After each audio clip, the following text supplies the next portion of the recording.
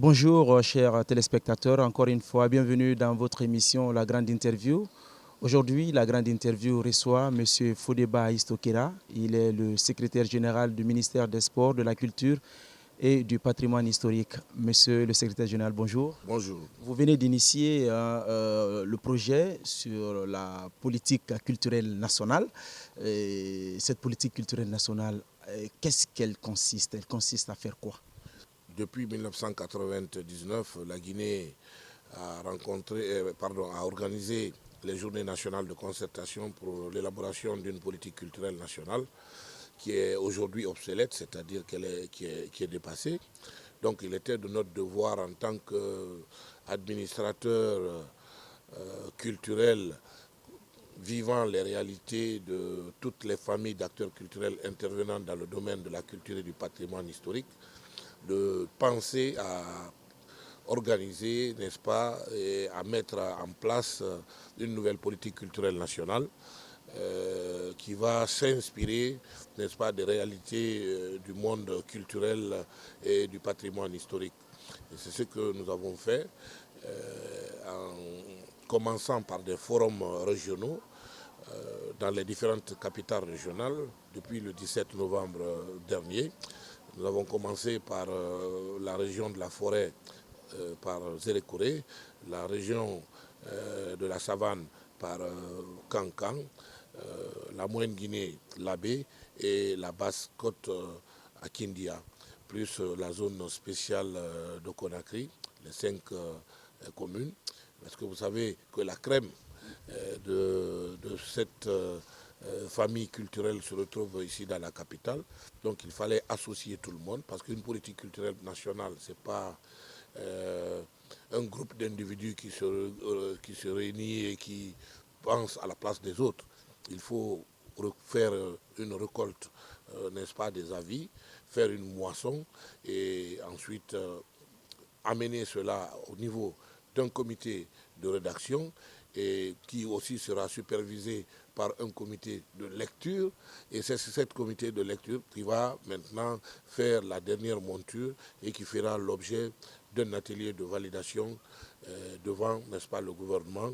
Et cette politique culturelle maintenant va être une boussole qui va orienter tout le monde culturel. En quelque sorte, regrouper les experts qui connaissent un peu la culture guinéenne. Oui, absolument. Alors, monsieur, quelles sont les failles de l'ancienne politique? Vous savez que de 1958 à 1984, la Guinée avait une politique culturelle qui était d'ailleurs très dynamique, mais qui était limitée parce que c'était l'État qui faisait le rôle central de tous les acteurs culturels. Il n'y avait pas d'entrepreneurs culturels comme aujourd'hui, les agences de spectacle, les maisons de production. Les journalistes et animateurs culturels étaient tous des fonctionnaires de l'État. Donc c'est la toute-puissance de l'État là qui a pris fin dans le domaine culturel et même économique à l'arrivée du comité militaire de redressement national et qui a prôné, n'est-ce pas, le libéralisme économique. Mais vous savez que cette transition-là, tout le monde le reconnaît, il faut avoir l'honnêteté de le reconnaître, cette transition-là a été mal gérée, surtout dans le domaine de la culture. Nous n'étions pas préparés, par exemple, à faire en sorte que les salles de cinéma quittent le portefeuille de l'État pour se retrouver après comme des magasins de vente de riz ou de sucre, parce qu'il n'y avait pas de promoteurs capables de représenter, de remplacer l'État.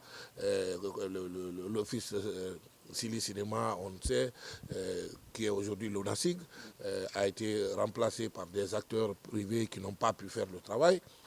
Les acteurs culturels privés ont vu le jour et c'est dans cette catégorie de personnes que je me retrouve. Et nous avons remplacé l'État, mais nous nous étions limités dans notre ambition de faire la promotion culturelle. Et d'ailleurs, c'est l'occasion pour moi de saluer tous ces jeunes promoteurs à l'époque qui ont cru à la chose culturelle et qui se sont investis.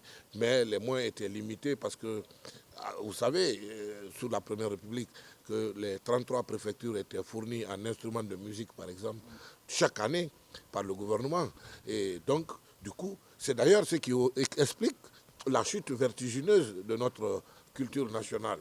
Bon, le cinéma, c'était la même chose. Les ensembles nationaux, les ballets africains, n'est-ce pas, n'avaient plus d'orientation qui leur permettait de reconquérir, n'est-ce pas, le marché international du spectacle. Donc tout cet assemblage sera introduit dans cette nouvelle politique culturelle pour la redynamiser et davantage la valoriser. Oui. Alors, parler justement de cette valorisation, qu'est-ce que les artistes guinéens pourront tirer comme bénéfice avec cette nouvelle politique? C'est d'abord connaître leur statut, parce que n'est pas artiste qui le veut. Je le dis souvent qu'après Dieu, c'est seuls les artistes qui créent. Et aujourd'hui, toute personne qui chante, on pense que cette personne est artiste.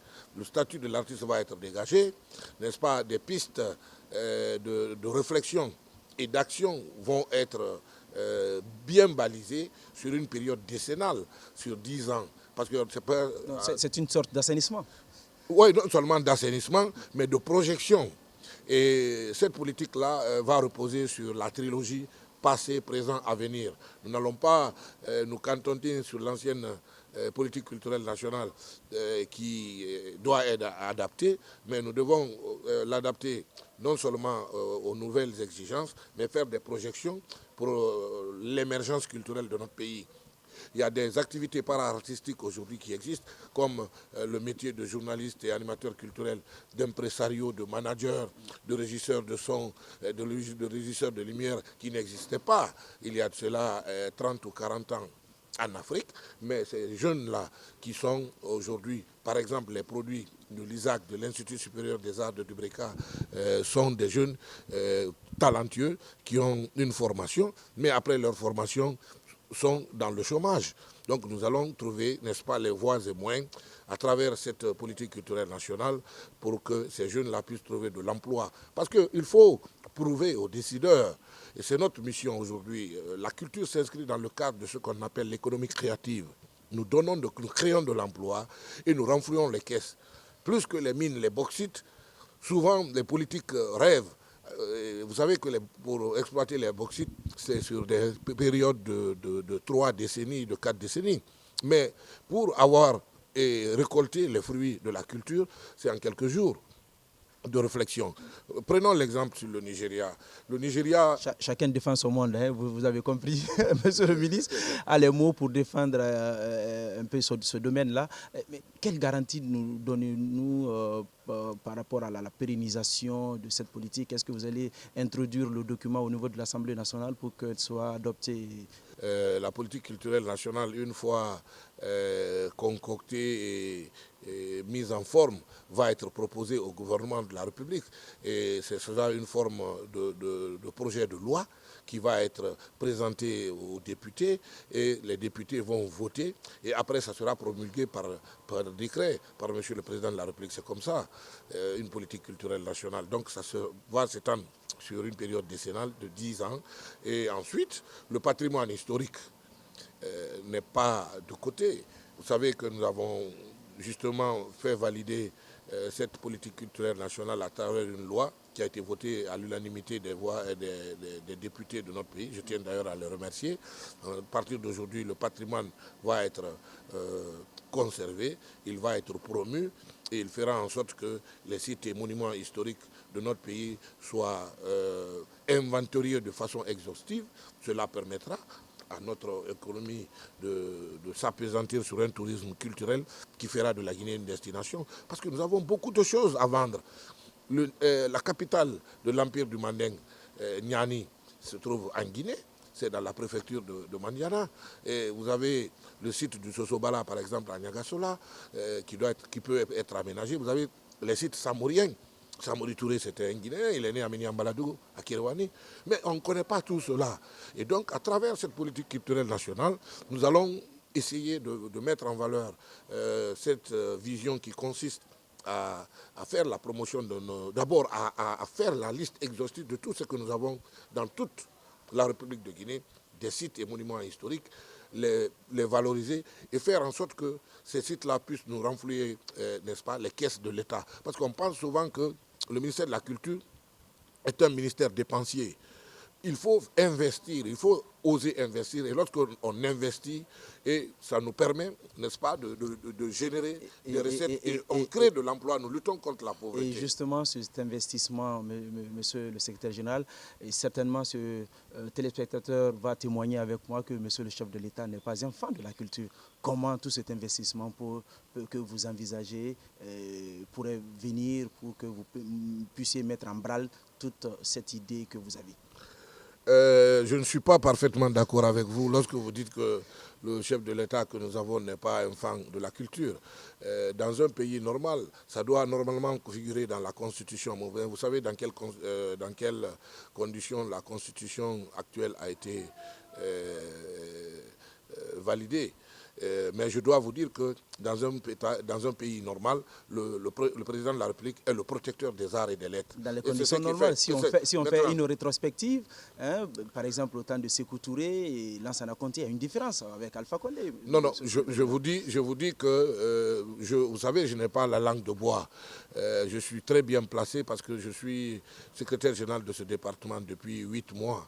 Mais depuis 8 mois, tout ce que nous avons pu faire, c'est parce que nous avons bénéficié du soutien du président de la République.